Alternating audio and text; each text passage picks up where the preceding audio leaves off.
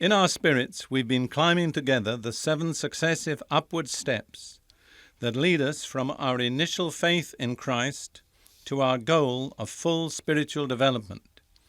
As we have seen, these steps are clearly set out for us in 2 Peter chapter 1, verses 5 through 7. For this very reason, make every effort to add to your faith goodness, to goodness knowledge, to knowledge self-control, to self-control perseverance, to perseverance godliness, to godliness brotherly kindness, and to brotherly kindness love. There are the 7 successive upward steps from faith: goodness, knowledge, self-control, perseverance, godliness, brotherly kindness, and love. May I suggest that you would find it very helpful to memorize these 7 steps? Just keep going over them to yourself until you can say them without hesitation and in the right order. Then you'll always have a spiritual yardstick with you, which you can use from time to time to check on your own spiritual progress. Yesterday I spoke about the 5th step up, godliness, and I defined godliness as a life that would be meaningless if there were no God, a life that continually confronts those around it with the reality of God. I illustrated it from 2 Corinthians 2:14, where Paul says, "But thanks be to God, who always leads us in triumphal procession in Christ, and spreads abroad the fragrance of his knowledge by us in every place." So it's a life that's entered into Christ's victory and shares his victory, and out of that victory it spreads abroad continually something invisible but very permeating, with a tremendous power of influence, the fragrance of Christ. So that's godliness. Today we're going to look at the 6th step up, brotherly kindness. We need, first of all, to understand what that means. The commonest description for our fellow Christians in the New Testament is not believers or saints, but brothers. And so when it speaks about brotherly kindness or love for our brothers, it's not talking primarily about natural family relationships, but it's talking about our relationships with the other members of the family of Christ, our brothers and, of course, our sisters also in Christ. And before we can attain to the final 7th step of love, which I'll be speaking about tomorrow, we have to get up to this step of love for our fellow Christians, being able to relate to them, being able to get on with them, being able to accept them. And I want to say frankly, out of my own experience and out of observation of many lives, this is not always easy. Christians are not always easy people to relate to. And remember, when you say, "Sure, that's true," it probably applies to you too. Let me say this. At some point, it will always be our fellow believers who cause us our greatest difficulties. This is very hard for some Christians to understand. They say, well, if it happened to me from a person who wasn't a believer, I could take it, but it's a believer that's treated me like this, that's betrayed me, that's deceived me, and so on. Well, that's part of what we have to go through on our upward progress, learning to relate to our brothers and sisters even when they're not right in their relationship with us. Listen to what the psalmist says in Psalm 55. I think it's the psalmist David. He'd been through this. Listen to his words. "If an enemy were insulting me, I could endure it. If a foe were raising himself against me, I could hide from him. But it is you, a man like myself, my companion, my close friend, with whom I once enjoyed sweet fellowship as we walked with the throng at the house of God." See, David had had the experience of being betrayed by a man with whom he'd enjoyed close, sweet, intimate fellowship, a man with whom he'd shared in the service and the worship of the house of God. Yet this was the very man, apparently, who had betrayed him. And he said, that's what makes it so hard. I want to tell you, it's not only David that has to go through that. You and I, sometime or other, will probably face a similar situation. There are two things to remember when we're confronted by such a situation. The first is, we cannot say to these people who've treated us wrong, our fellow believers, I don't need you.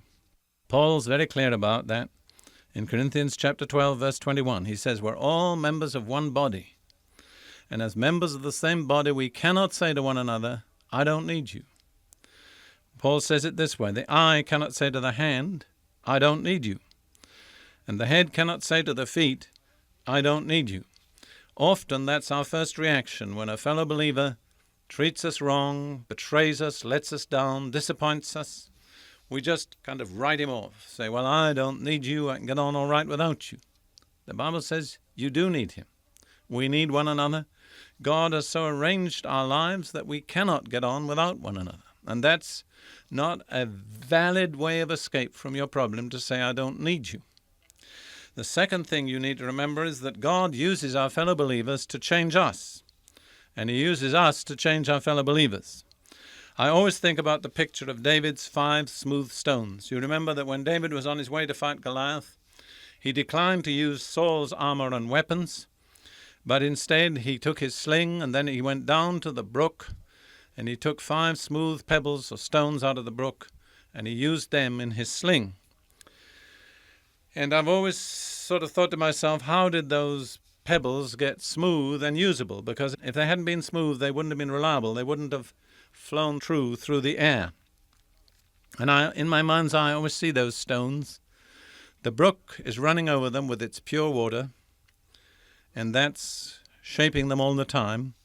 And as the brook runs over them, it rattles the stones against one another, and then knocking the sharp edges off each other until they're rounded and ready to use. And that's how it is in the Christian life. We have to stay in the brook. We have to stay in the place of fellowship, the place where God's pure water of his word is flowing over us and changing us and washing us. And we have to be prepared to be jostled against our fellow believers and let them knock off some of the rough edges off us. That is, if we want to be usable to God. David didn't go to the top of the mountain and pick out some striking angular rock. He went down to the valley, the place of humility, and he took a stone that had been through God's dealings to be the kind of stone he needed. And our heavenly David, Jesus, chooses the same kind of people when he wants to use them. Look at the example of Jesus himself.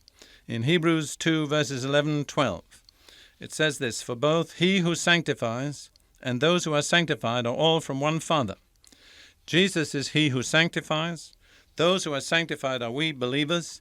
We're all from one Father, for which reason he, Jesus, is not ashamed to call them brothers, saying, I will proclaim thy name to my brothers. In the midst of the congregation I will sing thy praise. I hope you see the point.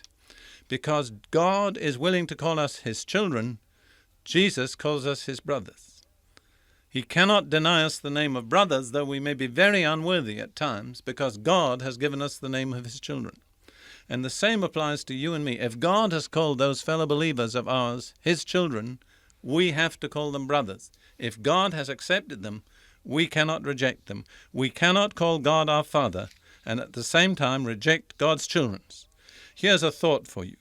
We can choose our friends, but not our brothers and sisters. Now let's look at the new commandment that Jesus gives us. In John 13, verses 34 through 35, Jesus says this to his disciples. A new commandment I give you. Love one another. As I have loved you, so you must love one another. All men will know that you are my disciples if you love one another. Notice, first of all, that love is not an option. It's a commandment. He says clearly, a new commandment I give you, love one another. In a certain sense, you could say it sums up all the previous commandments. They're all summed up in this one commandment, love one another. If we keep this commandment, we're all right. If we break this commandment, we're far from all right. We have no options. We have to love one another. Then Jesus says, what will be the result of our loving one another? He says, all men will know that you are my disciples if you love one another. That's very important. We really only have two alternatives. We can obey the commandment of Jesus and love one another, and our testimony will reach all men. All men will know that we are his disciples.